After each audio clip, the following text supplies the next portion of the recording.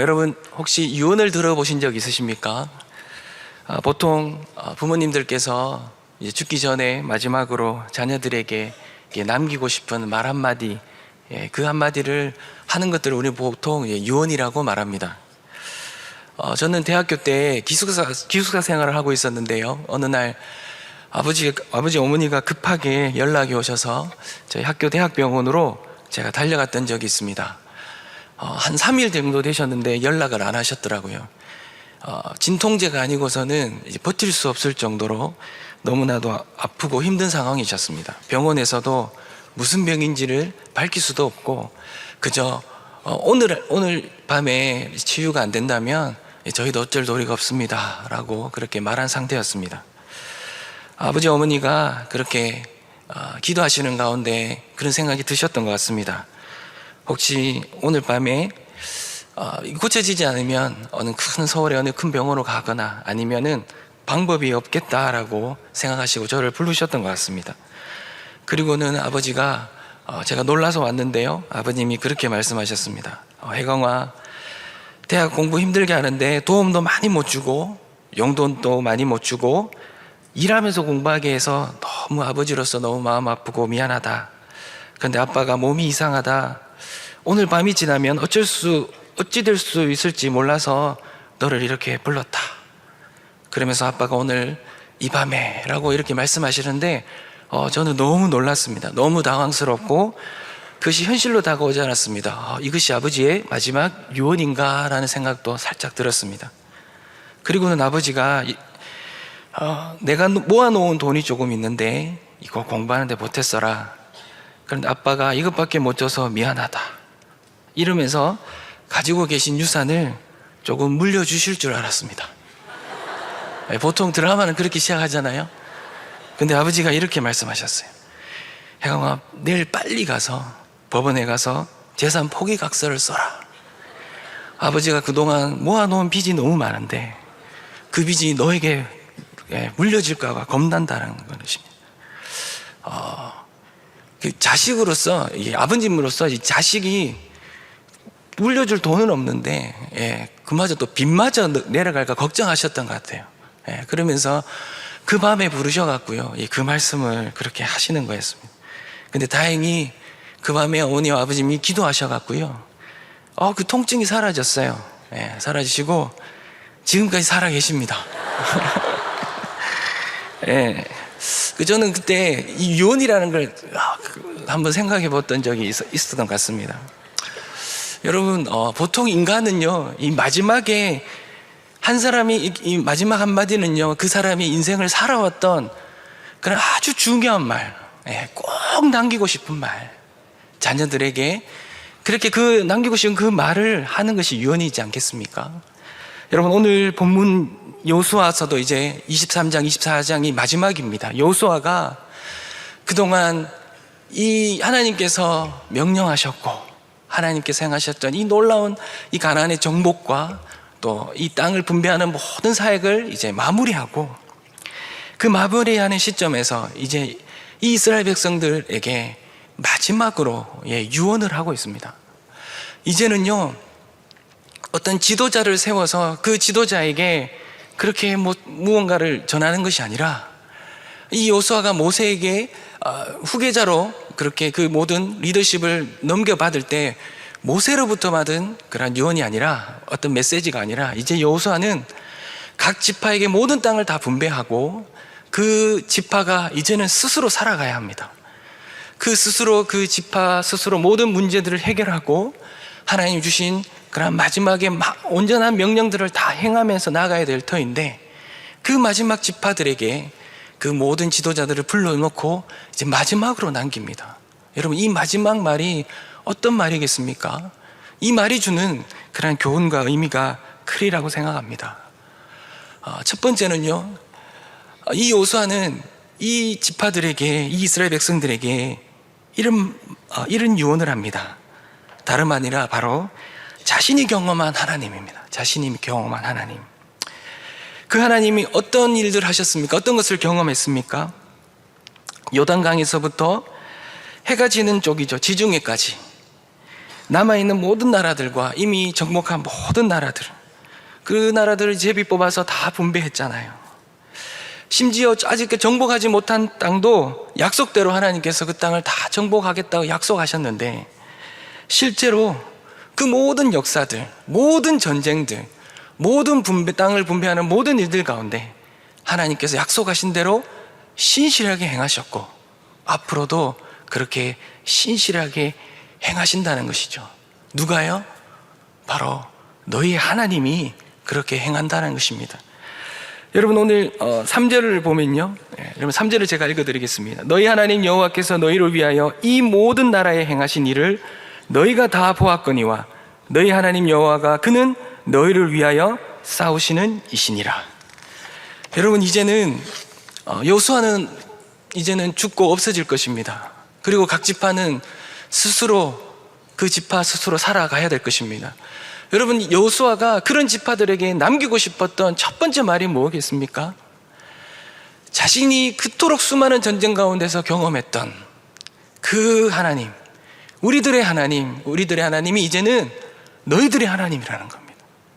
그 하나님이 너희들의 하나님인데, 그 하나님께서 너희들과 함께 하시고 모든 전쟁 가운데서도 함께 하시겠다는 그 말씀이죠. 자신이 경험한 그 하나님을 전하고 있는 것입니다. 그런데 여러분, 이러한 하나님은, 경험한 하나님은요, 여호수아뿐만이 아닙니다. 여러분, 모세가 여호수아에게 유언하는 그 장면에서도 동일하게 말했어요. 신명기 31장 2절 3절에도 보면 그들에게 이르되 이제 내 나이 120세라 내가 더 이상 출입하지 못하겠고 여호와께서도 내게 이르시기를 너는 이 요단을 건너지 못하리라 하셨느니라. 여호와께서 이미 말씀하신 것과 같이 내 하나님 여호와께서 너보다 먼저 건너가서 이 민족들을 내 앞에서 멸하시고 내가 그 땅을 차지하게 할 것이며 여호수아는 내 앞에서 건너갈지라. 여러분, 모세는 여호수아에게 말했죠. 너보다 더 앞서서 하나님께서 그 요단강을 건너가셔서 싸우시겠다고, 정복하시겠다고. 그 하나님에 대해서 유언으로 남겼었어요. 그리고 여러분, 다윗도요, 솔로몬에게 아주 유명한 말을 했어요. 다윗은 성전을 짓고 싶었어요. 근데 하나님은 그것을 허락하지 아니하고 성전은 솔로몬에게 그렇게 짓는 것들을 넘기셨어요. 허락하셨어요. 그때요, 여러분, 다윗은 성전을 짓고 싶어서 모든 재료들과 설계도까지 다 준비하였는데, 근데 그것을 허락하지 않자 이 다윗이 솔로몬에게 한 말이 있습니다. 역대상 28장 19절 20절에 보면 다윗이 이르되 여호와의 손이 내게 임하여 이 모든 일에 설계를 그려 나에게 알려주셨느니라. 여러분, 여호와께서 친히 설계를 하셨다는 거예요. 또 그의 아들 솔로몬에게 이르되 너는 강하고 담대하게 이 일을 행하라. 두려워하지 말며 놀라지 말라. 네가 여호와의 성전 공사의 모든 일을 마치기까지 여호와 하나님 나의 하나님이 너와 함께 계시사 내게서 떠나지 아니하시고 너를 버리지 아니하시리라. 아멘. 여러분, 솔로몬은 걱정할 필요가 없는 거예요. 누가 하신다고요? 여호와 하나님 모든 그 성전의 설계까지 다 그리시고 끝까지 그렇게 함께 하시면서 떠나지 아니하시면서 그렇게 하시겠다고 약속하셨습니다. 여러분, 이것이 하나님께서 하신 일입니다. 이 여호와 하나님이 오늘날 이 지파 너희들의 하나님인데 그 하나님을 붙들고 그 하나님을 믿고 그렇게 나아가라고 그렇게 유언으로 말하고 있는 것입니다. 여러분, 그리고 이 여호수아는요, 여기서 그치는 것이 아니라 이 하나님을 전하면서 이스라엘 백성들에게 동일하게 말을 하지요. 6절 10절에 보면 그 하나님의 말씀을 지켜 하나님을 가까이 해야 된다고 말합니다. 여러분, 이 말씀은요, 여러분, 사실은 모세가 여호수아를 지도자로 세울 때 여호수아가 들은 말씀이에요. 마음에 품고, 이 말씀을 마음에 품고 오랫동안 수많은 전쟁 가운데서 실제로 경험한 말씀인 거예요. 말씀을 순종할 때 하나님께서 놀랍게 이 전쟁 가운데 승리를 주셨던, 그리고 하나님께 가까이 할 때 여러분 하나님께서 역사하셨던 그것을 마음에 품고 있다가 이 지파들에게 말하고 있는 것입니다. 그리고 11절 16절에서는 하나님 여호와를 사랑하라고 합니다. 여러분, 거친 광야보다 하나님이 허락하신 약속의 땅에서 마음을 빼앗길 수 있는 유혹이 더 많은 법입니다. 큰 어려움이 없을 때, 절박한 기도의 제목이 없을 때, 여러분, 우리는 더욱 주의해야 합니다. 세상의 것에 우리의 시선이 빼앗겨서 세상을 사랑하는 우를 범할 때가 너무 많은 것이죠. 여러분, 이미 모든 전쟁이 거의 다 정복되었고 안식과 쉼을 오랫동안 누리고 있는 여러분, 그 지파들이었어요. 그 지파들에게 행여나 그들이 그 땅을 사랑할까봐, 그 땅의 우상숭배를 사랑할까봐, 그 유혹에 빠져 넘어질까봐 하나님 여호와를 사랑하라고 그렇게 말했습니다. 그리고 마지막으로는요, 하나님의 경고를 들으라고 말합니다. 14절 16절에 보니까요, 우상을 섬겨서는 절대 안 된다라고 말합니다. 왜요? 반드시 멸절한다는 것이죠. 하나님은 말씀하신 것은 반드시 이루시는 하나님이라는 겁니다. 하나님의 말씀은 하나도 틀리지 않고 어김이 없습니다. 축복도 저주도 하나님이 말씀하시고 약속하신 것은 반드시 이루십니다. 허투루 들어서는 안 된다는 거예요. 실제로 여러분, 여호수아는요, 하나님이 함께 할 때는 견고한 여리성도 차지하고 무너지고 그것을 차지하는 걸 경험했습니다. 그런데 하나님이 함께 하시지 않을 때는 작은 아이성도 조차도 점령하지 못하는 것을 실제로 경험하셨습니다.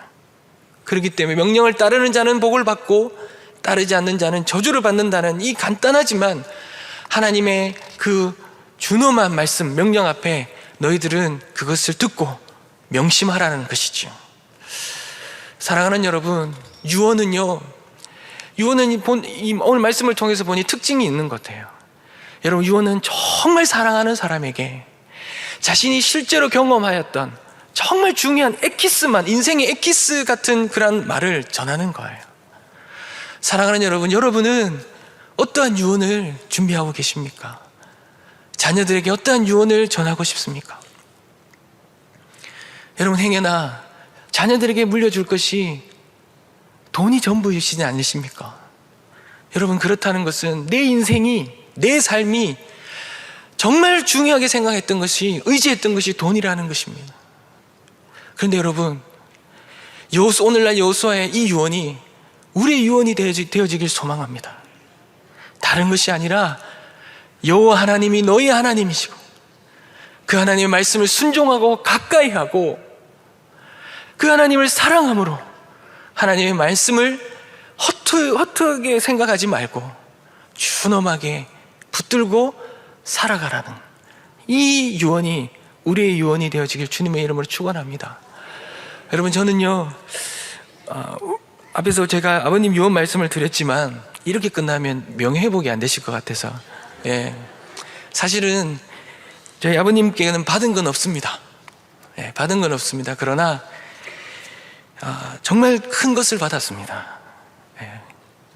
아무것도 없지만 그러나 하나님 말씀 붙들고 믿음 지키며 살아가는 그 삶이 얼마나 복된 삶인지 그 삶을 받았습니다. 우리 어머님, 우리 부모님, 우리 믿음의 우리 귀한 우리 성도님 살아가셨던 그 삶들을 보면서 말씀 붙들고 살아갈 때 우리 하나님 살아계시기에 우리 하나님 그렇게 그냥 두시지 아니하고 우리에게 복의 복을 허락하신다는 것을 보았지 않습니까? 그것만으로 됐지 않습니까? 저는 여러분, 이러한 하나님이 우리의 전부가 되어지길 소망합니다. 하나님을 남기고 하나님을 믿는 믿음을 남기고 떠나는 우리가 되었으면 좋겠습니다. 여러분, 오늘 이 새벽에 우리가 남기고 갈 유언이 무엇인지 한번 깊이 생각하는 그런 복된 시간이 되어지길 주님의 이름으로 축원합니다. 여러분, 이 시간 오늘 우리에게 주신 말씀 붙들고 한번 기도하며 나가길 소망합니다. 하나님, 내 인생에 하나님이 전부가 되어주시고 내 인생 가운데 역사하셨던 그 하나님을 남기며 남기는 우리의 삶이 되어지게 하여 주시옵소서. 우리 주님 한번 찾으며 기도하겠습니다.